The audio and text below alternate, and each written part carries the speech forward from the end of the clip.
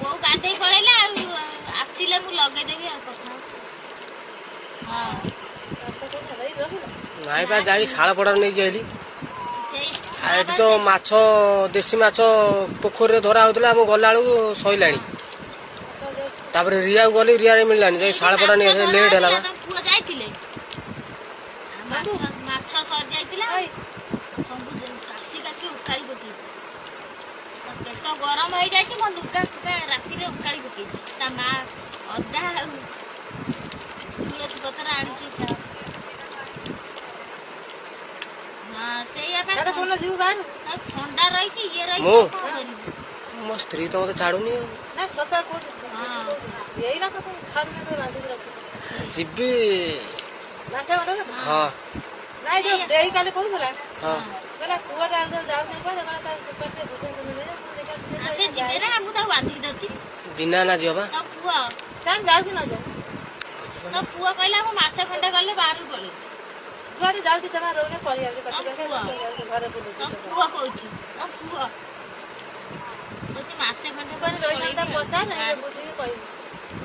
ଯିବ ଆଉ ଯିବନି ଏବେ ଆଇଛି ଯେ ମାସେ ଖଣ୍ଡେ ଗଲେ କଣ କହିଲା ମାନେ ଝିଅ କଣ କରୁଛନ୍ତି ହଁ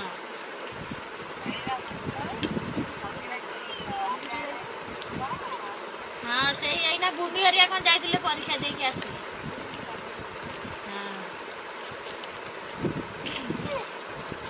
ସେଇଆକୁ ଧୋଉଥିଲେ ଆଉ ବୋଉ ଗାଧେଇ ପାଗଳ କଣ ଖାଉଛ ସେ ଜଙ୍ଗଲ ଚଟା ଚାଉଳ ତ ଏଇଟା ହବନି କଣ ଆଣିଛୁ କିରେ ଯାଇଛନ୍ତି ପୁରୀ ଦେଖିଆ ଦେଖିଆ ଦେଖିଆ ଦେଖିଆ ପୁରୀ ଭୋଗ ର ସେପଟୁ ଆଇଁଷ ଆଇଁଷ ତୁ କୋଉ ହିସାବରେ ପୁରଉଥିଲୁ ଆଇଁଷ ବା ହେ ପ୍ରଭୁ ଆଇଁଷ ଜିନିଷ ହେଇ ଏପଟକୁ ଆ ଜଗନ୍ନାଥଙ୍କ ଭୋଗ ନେଇକି ଆଇଛୁ ତୁ ଗୋଟେ ମାଛ ଏଠି ସେ ଇଏ କରୁଛି ଦେଖିଲା ତୁ ଗୋଟେ ପୁରଉଛୁ କହିବା କଥା ନହେଲେ ହଁ ଆସୁନା ଏଇଠିକି ହେ ପ୍ରଭୁ ଜଗନ୍ନାଥ ଦେଖା କେମିତି ନାଞ୍ଜ ହେଇଛି ଖାଉ ନେଇଯା ମାଛର କେମିତି ନାଞ୍ଜ ହେଇଛି କାଇ ତୁ ସେ ଲାଞ୍ଜଟା ଖାଇବୁ ତୁ ସେ ହେ ପ୍ରଭୁ ତଳେ ପଡ଼ିଗଲା ହେ ତାଙ୍କ ପୁଅ ଝିଅ ପ୍ରଭୁ ତୁ ସେ ଲାଞ୍ଜ ଖାଇବୁ ମୋର ମତେ ମତେ ଗଣ୍ଡି ଗୁରା ସବୁ ଦବ